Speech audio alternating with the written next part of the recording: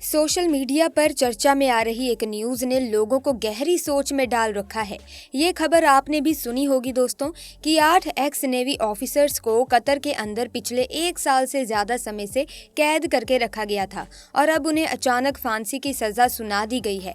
जब भारत सरकार ने पूछा कि भाई इन्होंने किया क्या है, इनका जुल्म क्या है, अब सबूत तो नहीं दिए गए, पर कारण जो है वो ये बता दिया गया कि ये पूरा मामला जासूसी से रिलेटेड है।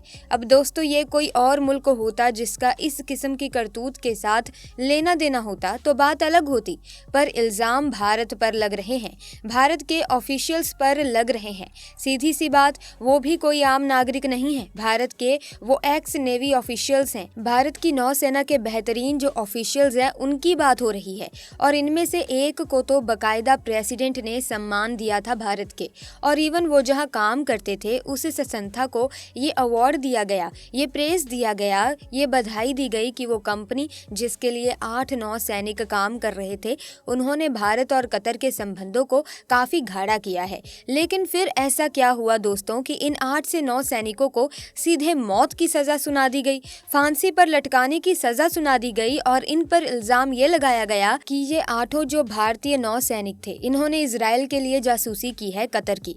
ये खबर आ रही है दोस्तों, ये बहुत बड़ा इल्जाम है। मुसाद के लिए इन 8-9 सैनिकों ने जासूसी का काम किया है, ये आरोप लगा रहा है कतर। अब जासूसी किसकी हुई? जासूसी हो रही थी इटालियन मेड एडवांस्ड सबमरीन की।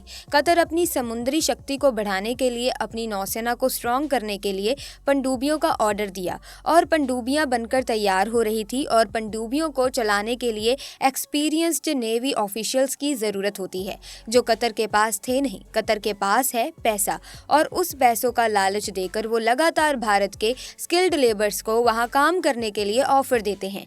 अब ऐसा सिर्फ कतर ही नहीं बल्कि मिडल ईस्ट के कई देशों में होता है और दुनिया के कई और देशों में भी ऐसा होता है। तो ये करते क्या है, इन देशों में जैसे आर्म्ड फोर्सेस को ट्रेनिंग देनी है तो ये दूसरे देश से जो है ऑफिशियल्स को एक्स आर्मी वाले, एक्स नेवी वाले, एक्स एयर फोर्स वाले इनके लिए जॉब प्रोवाइड करते हैं। जब उनकी सर्विसेज खत्म हो जाती है भारत के अंदर तो वो जब रिटायर होते हैं तो उन्हें एक अच्छी मोटी ताज़ी इनकम मिलती है, सैलरी मिलती है। ऐसे में इन कंट्रीज में जाकर ये एक्स ऑफिसर्स जॉब करते हैं। ऐसा ही कुछ डिसीजन लिया था भारत के इन 8-9 सैनिकों ने और जाकर के कतर में एक कंपनी में काम किया जिसका नाम है Al Dahra global technology and consultancy in a defence services. यहाँ जाकर उन्होंने जॉब किया और 4-5 सालों से सक्सेसफुली जॉब कर रहे थे। इनका काम था कि ये जो डिफेंस कंसल्टेंसी जो इनकी कंपनी अल दहरा देती थी कतर की गवर्नमेंट को, उनके नेवी ऑफिशियल्स को ट्रेंड कर रहे थे भारत के ये एक्स नेवी ऑफिशियल्स, ताकि वो जो इटली से मंगवा रहे थे एडवांस सबमरीन उसको ऑपरेट कर सके। और आरोप है कतर की गवर्नमेंट का, कतर की कोर्ट का, कि भारत की इन नेवी ऑफिशियल्स ने इस दौरान जो इटालियन सबमरीन की जो डिटेल थी उसकी डिटेल्स मोसाद के एजेंट्स को दी थी और इसीलिए इन्हें कैद कर लिया गया। कैद इन्हें इस तरीके से किया गया कि आप सुनकर के हैरान हो जाएंगे। आप देख सकते हैं कि ये पुरस्कार प्राप्त नेवी सैनिक है दोस्तों। पिछले साल 30 अगस्त को इन सब को कैद किया जाता है और इन्हें सॉलिटरी कन्फाइनमेंट दी जाती है, यानी कि एक सेल में एक ही कैदी, उसके साथ कोई नहीं रहेगा और पूरे साल भर तक ऐसा ही इन्हें रखा गया। और ये सब अकेले अलग अलग सेल में बंद थे, इनका आपस में कोई कम्युनिकेशन नहीं हो सकता था और पूरे 2 महीने लग गए इनको काउंसलर एक्सेस प्राप्त करने में। अगर पूर्णेंदु तिवारी नाम के 8 में से एक जो ऑफिशियल्स हैं काफ़ी सीनियर थे और इन्हें प्रेसिडेंट से अवार्ड भी मिला था, और उनकी जो बहन है नीतू भार्गव, अब इन्हें भी पहले कैद किया गया और एकांतवास में डाल दिया गया। कैद में डालने से पहले इन्हें सिर्फ एक मौका दिया गया कि ये अपनी फैमिली को फ़ोन करके इन्फॉर्म कर दे। इन्होंने इन्फॉर्म किया, उसके बाद फिर से कैद में इन्हें डाल दिया गया और किसी से बात करने नहीं दिया गया, कोई इंडियन वकील को एक्सेस भी नहीं दिया गया। भारत के जो एम्बेसी कतर के अंदर उसे भी इन्फॉर्म नहीं किया गया कि हमने 8 भारतीय सिटीजनशिप वाले नेवी ऑफिशियल्स को, एक्स नेवी ऑफिशियल्स को कैद कर लिया है। कोई इन्फॉर्मेशन किसी को नहीं दिया गया।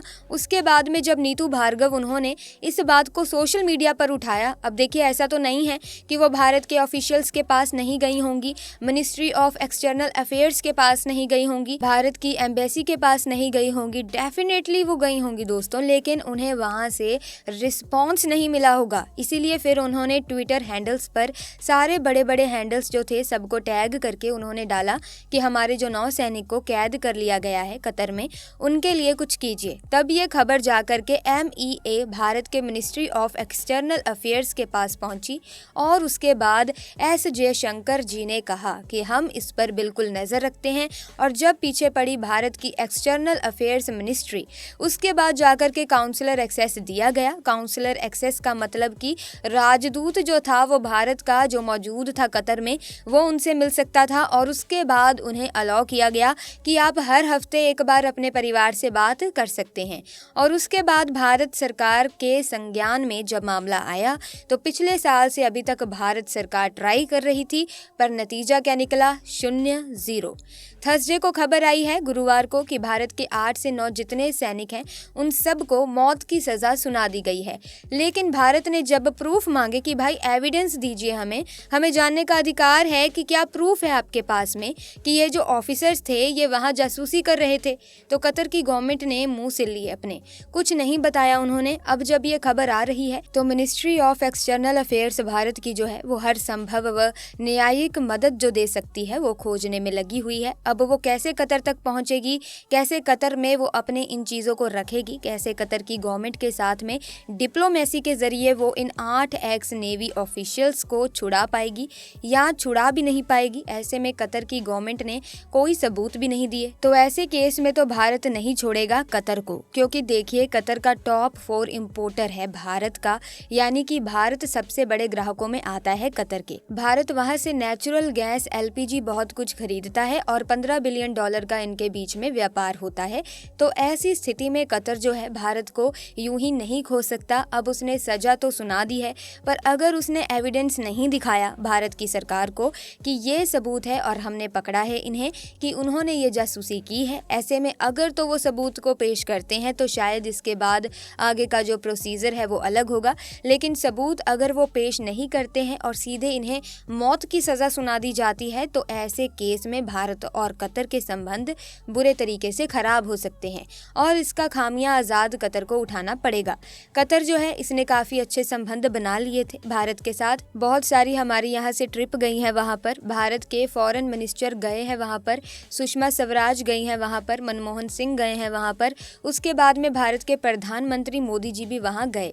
उसके बाद में वहाँ पर हमारा जो है अलग अलग लेवल पर अलग अलग जो लेयर्स बोलते हैं रिलेशनशिप की, उसमें हमारा संबंध चलता है कतर के साथ। ऐसी स्थिति में कतर अगर इतना बड़ा कदम उठा लेगा और उसके ऊपर भी वो जो इल्ज़ाम लगा रहा है भारत के नेशनल्स पर, वो बहुत बड़ा इल्ज़ाम है दोस्तों कि भारत जो है एक हिसाब से देखा जाए तो ये जासूसी करवा रहा है, तो ये बहुत बदनाम करने वाली बात है। वो अलग बात है कि आपने सज़ा सुना दी, पर ये एक बदनामी वाली बात है भारत के लिए। सबसे बड़ी बात अल दहरा ग्लोबल टेक्नोलॉजी, जहाँ से इन्हें गिरफ्तार किया गया, जिसमें ये काम करते थे ये 8 एक्स नेवी ऑफिशियल्स, वहाँ जितने भी भारतीय थे सबको वापस भेज दिया गया। दोस्तों देखा जाए तो ये बहुत बड़ी बात है। और इवन अल दहरा ग्लोबल टेक्नोलॉजी के जो मालिक है वो एक ओमानी सिटीजन है, ओमान के नागरिक हैं, उनका नाम खमीज अल आजमी था। उन्हें भी पकड़ लिया गया था पर उन्हें छोड़ दिया गया। पर भारत के जो एक्स नेवी ऑफिशियल्स थे उन्हें पकड़ लिया गया। तो कहीं ऐसा तो नहीं हो रहा कि जो गलत काम अल दहरा ग्लोबल कर रहा था उसका जो इल्ज़ाम था इन 8 ऑफिशियल्स पर डाल करके इन्हें कैद कर लिया गया और बाकियों के ऊपर कोई आंच नहीं आई? या फिर क्या वाकई में अल दहरा में काम करते हुए और जो कतर की नेवी है उसके सैनिकों को ट्रेन करते हुए भारत की नव सैनिकों ने अपने राज जो थे वो मोसाद को दे दिए? दोस्तों कुछ भी कहा नहीं जा सकता, पर रियलिटी ये है कि भारत की एक बहुत बड़ी कूटनीति की एक हार होगी अगर कतर में हम 9 सैनिकों को बिना सबूत देखे उन्हें फांसी पर यूं ही चढ़ जाने दें। ये बहुत बड़ी हार होगी भारत की मिनिस्ट्री ऑफ एक्सटर्नल अफेयर्स की। तो अब देखना यह है कि अब MEA कौन सा न्यायिक कदम उठाने वाली है और किस तरीके से कतर को घेरने वाली है। वैसे आप क्या सोचते हैं इसके बारे में? अपने विचार कमेंट सेक्शन में ज़रूर दीजिएगा। साथ ही इस वीडियो को लाइक करें, शेयर करें, चैनल को सब्सक्राइब करके बेल आइकन को प्रेस कीजिए ताकि नए वीडियोस की अपडेट आपको मिलती रहे। Thanks for watching.